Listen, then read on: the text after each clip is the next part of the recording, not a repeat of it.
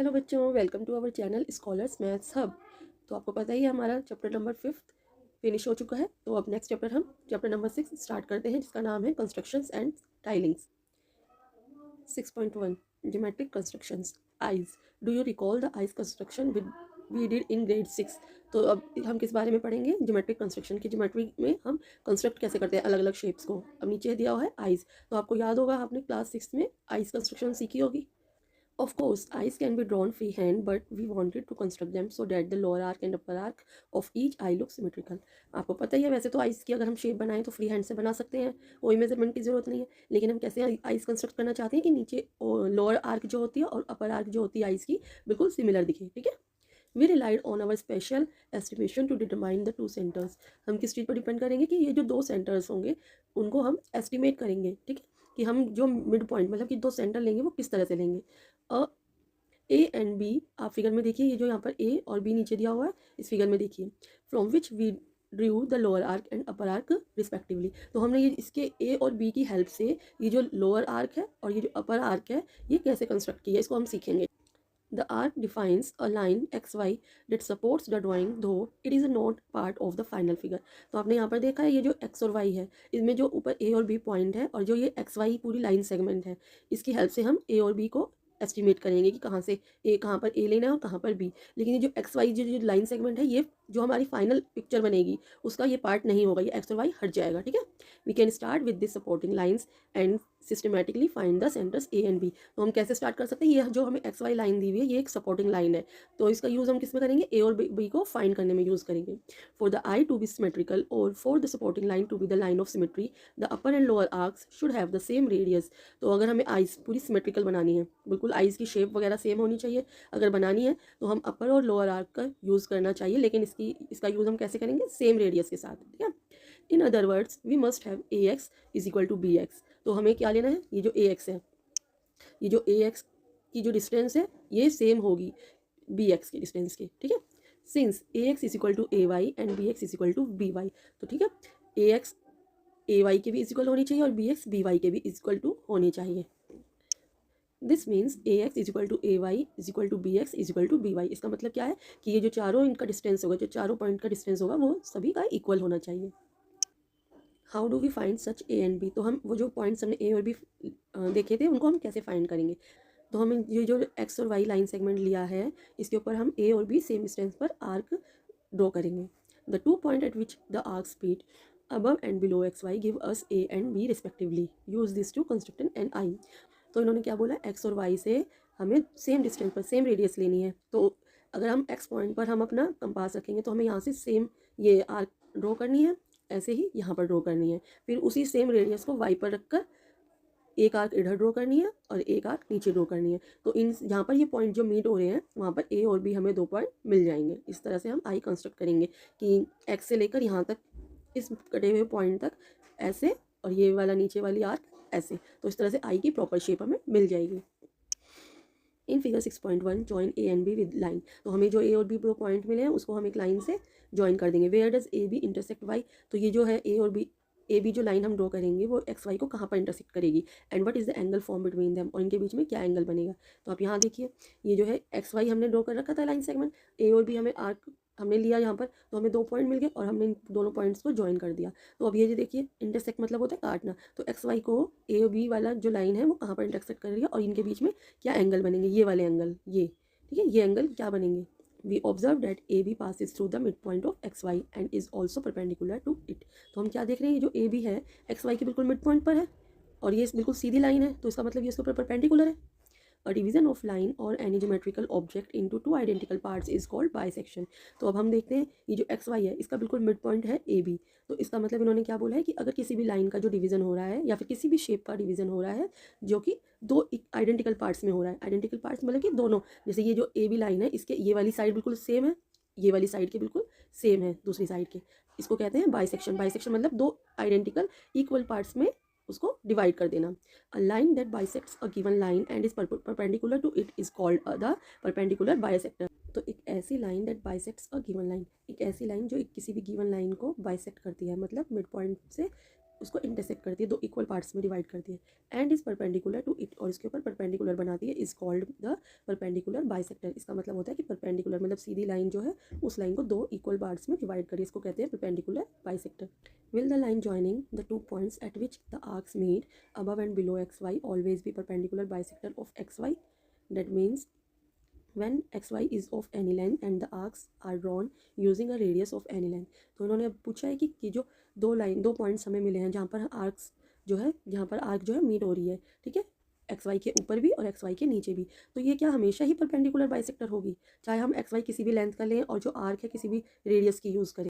This can be answer through congruence. तो इसका answer हम कॉन्ग्रुएंस के थ्रू पता कर सकते हैं। कॉन्ग्रुएंस मतलब क्या होता है कि same shape, same size, same position होनी चाहिए, इसको कहते हैं कॉन्ग्रुएंस। जब कोई भी दो चीज़, दो ऑब्जेक्ट कह लीजिए आप, दो लाइन सेगमेंट कुछ भी कह लीजिए, अगर वो सेम साइज, सेम पोजीशन और सेम हाइट वगैरह पर होता है तो उसे कॉन्ग्रुएंस कहते हैं। Let us consider a line segment X Y. तो हम एक X Y line segment draw करते हैं। Find points A and B such that A X is equal to A Y is equal to B X is equal to B Y.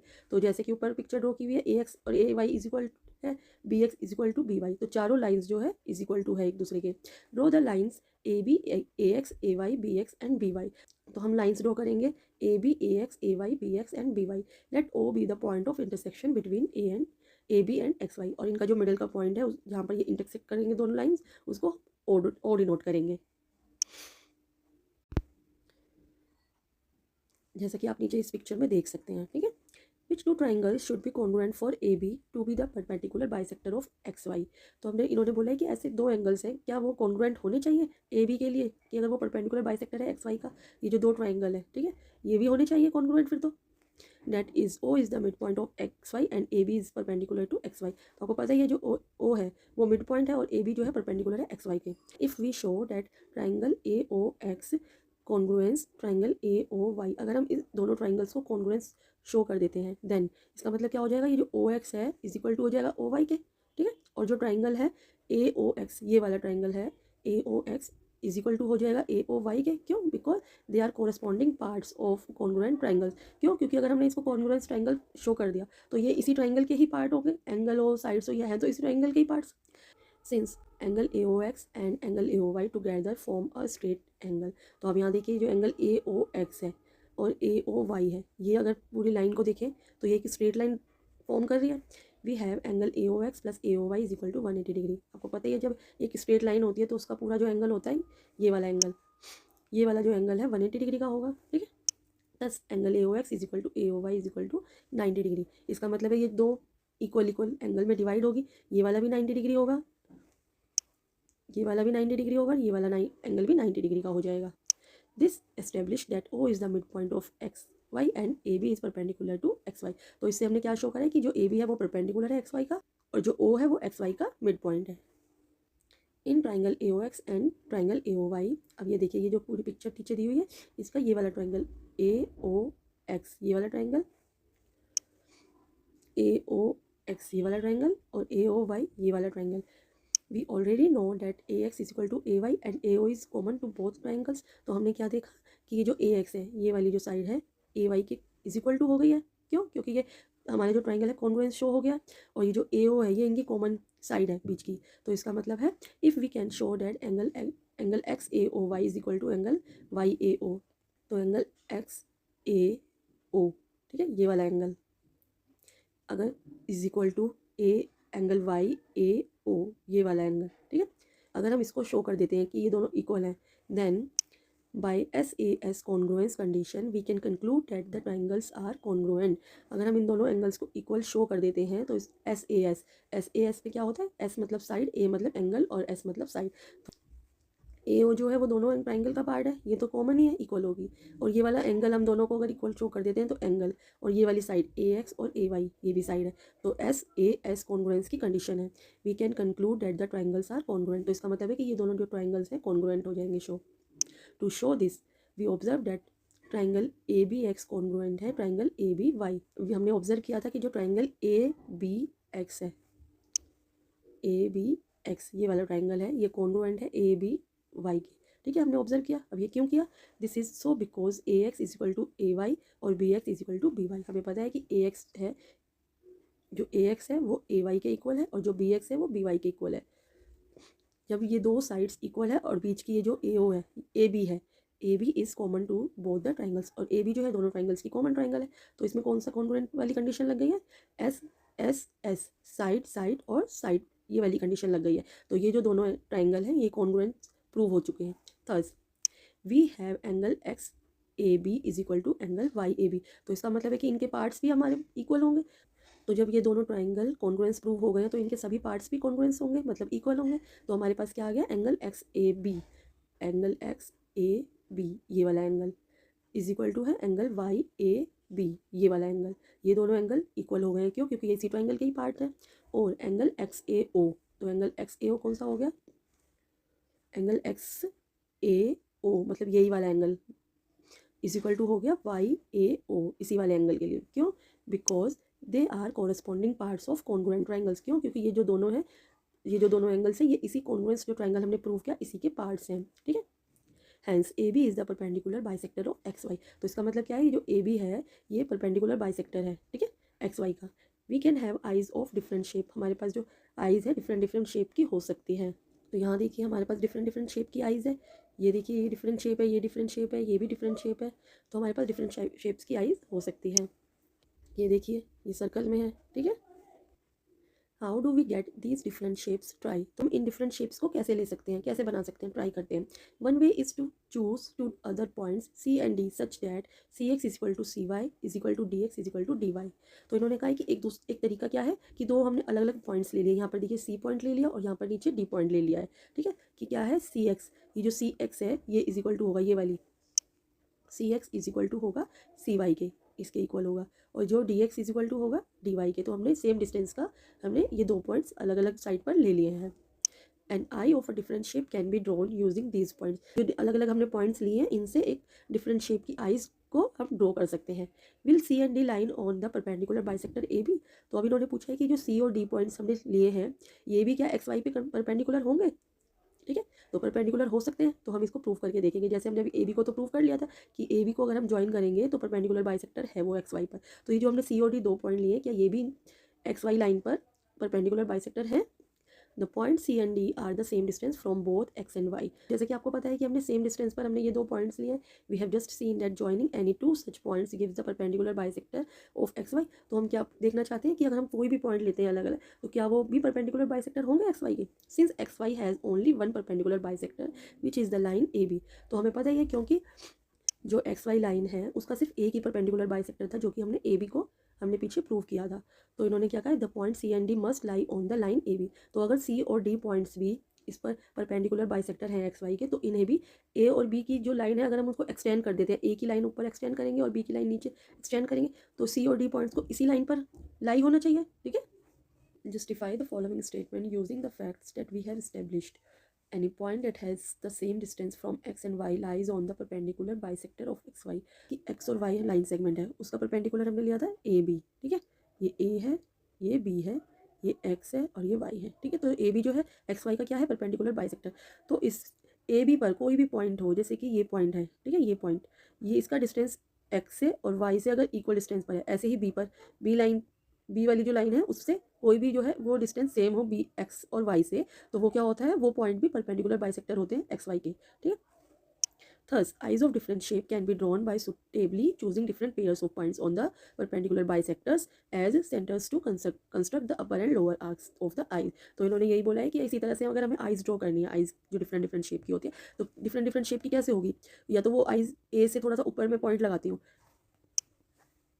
ए से थोड़ा सा मैं ऊपर पॉइंट लगाती हूँ, अगर इसका जो डिस्टेंस है एक्स से और वाई से इक्वल डिस्टेंस पर है तो वो आइज़ कैसी बन जाएगी, इस टाइप की बन जाएगी। और अगर मैं यहाँ नीचे लगाती हूँ ए के ऊपर और इधर बी वाली लाइन पर तो वो आइज़ कैसी बन जाएगी, ऐसे बन जाएगी, ठीक है। तो इन्होंने यही कहा है कि वो परपेंडिकुलर बाइसेक्टर पे कोई भी पॉइंट हो लेकिन उनका एक्स और वाई से डिस्टेंस इक्वल है तो हम डिफरेंट डिफरेंट आर्क लेकर, अपर आर्क और लोअर आर्क के डिफरेंट डिफरेंट साइज लेकर भी आइज़ को कंस्ट्रक्ट कर सकते हैं। नेक्स्ट क्या है, कंस्ट्रक्शन ऑफ परपेंडिकुलर बाइसेक्टर। अब जो हमने बोला है कि परपेंडिकुलर बाइसेक्टर है, इसका कंस्ट्रक्शन कैसे करेंगे, ठीक है। Given a line segment X Y, how do we draw its perpendicular bisector using only an unmarked ruler and a compass. तो हमने लाइन सेगमेंट हमें दिया हुआ है एक्स वाई और हम परपेंडिकुलर बाइसेक्टर कैसे बनाएंगे, तो हमें क्या चीज़ दी हुई है, हमें ओनली अनमार्क्ड रूलर, उस रूलर पर कोई मार्क नहीं है। आपके पास जो रूलर है उन पर 1 से लेकर 15 तक नंबर्स लिखे हुए हैं ना, हमें एक ऐसा रूलर दिया हुआ है जिस पर कोई भी मार्क नहीं है और एक कंपास दिया हुआ है, ठीक है। We have seen that joining any 2 points, one above xy and one below, that are at the equal distances from x and y, gives the perpendicular bisector of xy। तो हम जैसे कि हमने भी पीछे देखा कि xy एक लाइन सेगमेंट है और xy लाइन सेगमेंट के ऊपर और नीचे दोनों तरफ अगर हमने इक्वल डिस्टेंस पर एक पॉइंट लिया है और उसको ज्वाइन किया है तो वो xy का परपेंडिकुलर बाइसेक्टर ड्रॉ हो जाता है। This gives a method to construct the perpendicular bisector. यही मेथड है जिससे कि हम परपेंडिकुलर बाइसेक्टर कंस्ट्रक्ट करना सीखेंगे। फर्स्ट पॉइंट देखिए, taking some fixed radius from x and then y, construct two sufficiently long arcs above xy। तो हमें क्या है, एक फिक्स रेडियस लेना है, ठीक है। इधर देखिए इन्होंने कंपास और कंपास में पेंसिल को ऐड कर दिया है और एक फिक्स डिस्टेंस ले लिया है, ठीक है। तो हमें x और y से उस पर आर्क कंस्ट्रक्ट करनी है। Name the points where the arcs meet as A. तो जहाँ पर वो पॉइंट्स मिल जाएंगे, दोनों आर्क्स मिलेंगे, उस पॉइंट को ए नाम देंगे। तो जैसे कि देखिए ये लाइन सेगमेंट है एक्स वाई और हमने सेम डिस्टेंस का यहाँ पर देखिए ये एक डिस्टेंस की हमने क्या कहते हैं कंपास को खोल लिया है कुछ थोड़ा सा। तो हमने एक्स पर रखकर उस कंपास को यहाँ पर एक आर्क ड्रॉ करी और फिर वाई पॉइंट पर रखकर उसी पर दूसरी आर्क ड्रॉ करी। तो जहाँ पर ये कट हो रहे हैं उस पॉइंट को हमने ए नाम दे दिया है, ठीक है। Using the same radius from X and then Y construct two sufficiently long arcs below X Y. Name the point where the arcs meet as B. तो सेम हमने क्या किया है, सेम एक्स वाई से हमने ये 2 पॉइंट काटे थे तो ए बन गया और अब नीचे की तरफ 2 आर्क बनानी है तो जहाँ वो पॉइंट कटेगा वहाँ उसे बी नाम दे देंगे। आगे क्या है, A B is required perpendicular bisector. इससे क्या हुआ, जो भी हमारे इन दोनों पॉइंट्स जहाँ पर ये दोनों पॉइंट्स हैं उनको ज्वाइन करते हुए हमने जो लाइन बनाई है ये इसका परपेंडिकुलर बाइसेक्टर कंस्ट्रक्ट हो चुका है। Thus, the perpendicular bisector can be constructed using the simplest geometrical tools, an unmarked ruler and a compass। तो हमें सिर्फ 2 चीज़ों की जरूरत है, एक रूलर, कोई भी अनमार्क हो, हमें नॉर्मल उसको एक फिक्स रेडियस उसमें नापनी है, एंड अ कंपास। तो ये सिर्फ 2 ज्योमेट्रिकल टूल की हेल्प से हमने एक परपेंडिकुलर बाइसेक्टर कंस्ट्रक्ट कर लिया है। We will use only these 2 tools for all the other geometrical construction in this chapter. तो हम सिर्फ इन्हीं 2 चीज़ों का यूज़ करेंगे, एक अनमार्क्ड रूलर और एक कंपास, ठीक। Unless there is a need for drawing lines of specific length in standard unit. जब तक कि हमें किसी मेजरमेंट की जरूरत ना पड़ जाए तो हमारे पास 2 चीज़ है, अनमार्क्ड रूलर और एक कंपास, ठीक है बेटा। इसके बाद फिगर इट आउट के क्वेश्चन स्टार्ट होते हैं जिसे हम नेक्स्ट वीडियो में करेंगे। तो बेटा अगर आपको मेरा पढ़ाया हुआ समझ में आ रहा है तो प्लीज़ मेरी वीडियो को लाइक कीजिएगा और मेरे चैनल को सब्सक्राइब कीजिएगा। तो मिलते हैं नेक्स्ट क्लास में। Till then bye bye, thank you for watching.